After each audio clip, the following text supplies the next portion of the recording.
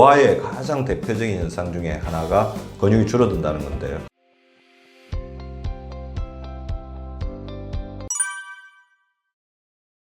나이가 들수록 이제 우리가 근육량이 줄어들게 되거든요. 어쩔 수 없이 이제 노화의 가장 대표적인 현상 중에 하나가 근육이 줄어든다는 건데요. 근육을 만드는 호르몬들이 있습니다. 성호르몬, 성장호르몬, 인슐린 호르몬. 그 호르몬의 기능이 떨어지면서 근육을 키워주는 근육의 기능은 좀 떨어지는 반면에 근육의 어떤 성장을 또 저해하는 여러 가지 호르몬들이 있어요. 스트레스 호르몬, 코티졸이나 그다음에 렙틴 저항성이나 그런 어떤 호르몬들 점점 많아지면서 근육의 힘이 점점 약해지는 게 하나가 있고요. 두 번째, 소화 흡수 기능이 떨어지게 되죠. 소화흡수 기능이 떨어지게 되면서 같은 단백질을 먹더라도 근육을 만드는 기능도 떨어지게 되고 근육을 먹여 살리는 혈관의 기능도 떨어지게 되니까 그래서 결국에는 그런 어떤 근육은 나이가 들수록 이제 감소하게 됩니다. 40대가 지나면서부터 1년에 약 1%씩 감소되고 그리고 70대가 되면 그 속도가 1년에 1.5%로 급격하게 감소하게 되는데요. 단 제가 여기서 드리고 싶은 말씀은 근육이 떨어지는 속도는 특히 중년에 근육 관리를 어떻게 했느냐에 따라서 노년에 가면 이 격차가 굉장히 현격하게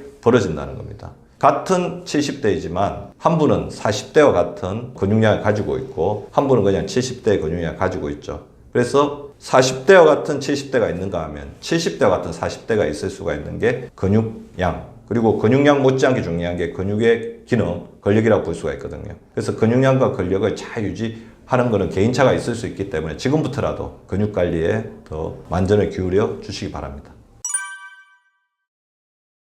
현대인들의 어떤 건강이 나빠진 가장 중요한 어떤 계기 중에 하나는 이제 밤낮이 바뀌었다는 것들이 굉장히 중요할 것 같아요. 밤 같은 낮이 있는가 하면 밤인데도 낮처럼 이제 빛이 굉장히 이렇게 들어오게 되면서 생체 리듬이 망가지게 되고 그러면서 우리 몸의 호르몬 기능이 굉장히 떨어진 경우가 있거든요. 그래서 저는 이제 다양한 연구들에서는 5시간 이하로 자게 되면 우리 몸이 재생될 여유를 가지 못한다. 그래서 7시간 이상은 자라. 그럼 7시간 자는 게 좋나 8시간 자는 게 좋느냐에 대해서 다양한 연구들이 있습니다만 지금까지 밝혀진 거는 7시간 정도면 충분한 효과가 있을 것 같다. 그래서 7시간의 수면을 확보하는 게 중요하고요. 근데 잠을 몇 시간 자는 것 못지않게 더 중요한 거는 어떤 환경에서 잠을 자느냐가 굉장히 중요할 것 같아요. 그래서 빛과 소음을 완벽하게 제거하고 자야지 우리 몸에서 성장 호르몬이나 멜라토닌 호르몬이 풍부하게 분비가 되면서 우리 몸을 재생시키거든요. 특히 멜라토닌 호르몬 같은 경우는 낮에 햇빛을 받았을 때 생성이 되었다가 밤에 빛이 완벽히 제거됐을 때 나와서 단순히 어떤 생체 리듬의 주기만 조정하는 것이 아니라 우리 면역세포를 청소하고 특히 뇌 세포 안에 있는 여러 가지 염증물질, 피로물질을 제거하는 굉장히 중요한 역할을 하게 됩니다. 그래서 밤에 잠을 잘 때는 TV에서 나오는 빛과 소음을 완벽하게 제거하고 또 음악 같은 경우도 완전히 끊어서 그 다음에 어둡고 조용한 환경을 유지하는 게 굉장히 중요할 것 같습니다. 그리고 스마트폰 같은 경우에서도 블루라이트가 계속 넣을 수 있기 때문에 스마트폰을 오프하고 자기가 가지고 있는 파우치라든지 지갑 같은 데 넣어서 잘 이렇게 격리시킨 상태에서 잠을 주무시는 게 중요할 것 같고요. 그 다음에 코골이나 수면무호흡증이 있는 상태에서 수면하게 되면 아무래도 수면의 질이 낮아져 가지고 잠을 자도 이제 피로가 완전히 회복되지 않은 상태에서 깨게 되는 거죠. 그래서 밤에 잠을 자는 동안 같이 잠을 자는 사람에게 물어봐도 될 것 같고요. 아니면 스마트폰으로 간단하게 그거를 이렇게 자기 한 번 정도는 촬영을 해봐도 좋을 것 같습니다. 그래서 수면무호흡증에 코골이가 있다면 적절한 치료를 받는 게 중요할 것 같고 코골이 같은 경우는 가로라든지 비만에 의해서 이렇게 악화될 우려가 있습니다. 그런 부분들을 잘 조정해 주는 게 좋을 것 같습니다. 그리고 코골이를 고치는 데 있어서 도움이 되는 방법을 하나 말씀드리면 코로 호흡하는 훈련을 좀 하시면 좋을 것 같아요.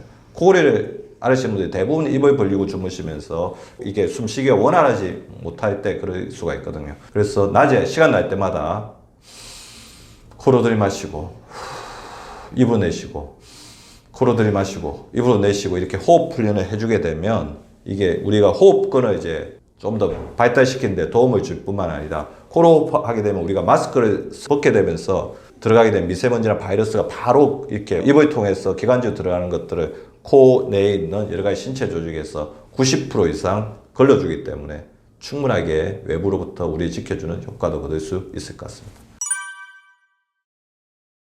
네, 먹는 음식 자체가 이 면역력에 주는 어떤 영향이 가장 이제 큰 부분 중에 하나라고 볼 수가 있죠. 우리가 식약동원이라는 말이 있죠. 식약동원이라는 말이 있기 때문에 히포크라테스도 먹는 것이 곧 그 사람이다. 먹는 것이 곧 건강이다. 그렇게 말씀을 하셨기 때문에 어떤 음식을 먹느냐가 굉장히 중요할 것 같고, 특히 이제 음식에 대해서도 굉장히 많은 이제 분류들을 했습니다. 그래서 WHO나 국제암연구소에서도 음식들 중에서 암을 일으키는 음식들, 그러니까 통조림, 가공 음식, 그 다음에 초가공식품, 그래서 기름에 많이 튀기거나 방부제나 이제 화물이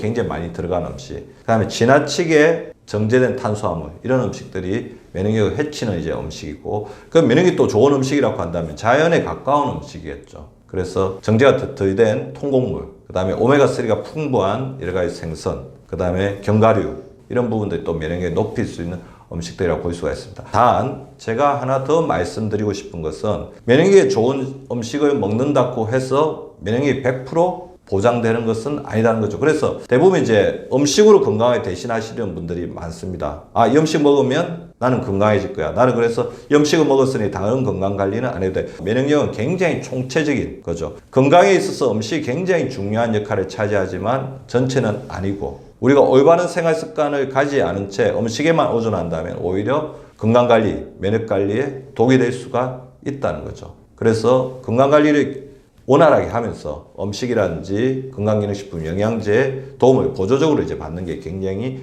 중요할 것 같다는 생각이 들고요. 더불어서 굉장히 중요한 거는 어떤 음식을 먹느냐 먹지 않게 어떻게 먹느냐가 굉장히 중요할 것 같습니다. 그래서 한국인의 이제 면역력이라든지 건강을 해치는 데 있어서 가장 중요한 식습관의 함정이라고 한다면 밥 한 번, 반찬 한 번, 밥 한 번, 반찬 한 번, 밥심이라고 볼 수 있죠. 대부분 이제 스트레스가 많고 기운이 딸린 상태에서는 탄수화물에 끌릴 수밖에 없는 게 인지상정이거든요. 그러다 보면 밥 한 반찬 한 번, 밥 한 반찬, 아니면 음식을 그냥 빵으로만 채우게 되고, 그렇게 되면 이제 탄수화물 중독에 빠지게 되고, 이런 부분들이 우리 장에도 굉장히 악영향을 줄 뿐 아니라 인슐린 기능도 해를 일으키고, 그러면서 면역력이 굉장히 떨어질 수밖에 없습니다. 그래서 제가 항상 강조드리는 채소 한 번, 그 다음에 단백질 한 번, 밥 한 번, 채소 한 번, 단백질 한 번, 밥 한 번, 이거를 거꾸로 식사법이라고 하는데요. 거꾸로 천천히 먹으면서 채소, 고기, 밥, 채소, 단백질, 밥, 이런 식으로 밥 한 반찬 한 번이 아니라 2대1로 탄수화물의 양을 적절하게 제어하면서 채소는 이제 마이크로바이옴의 재료죠. 그 다음에 단백질, 근육의 재료이자 호르몬의 재료, 면역항체의 재료이죠.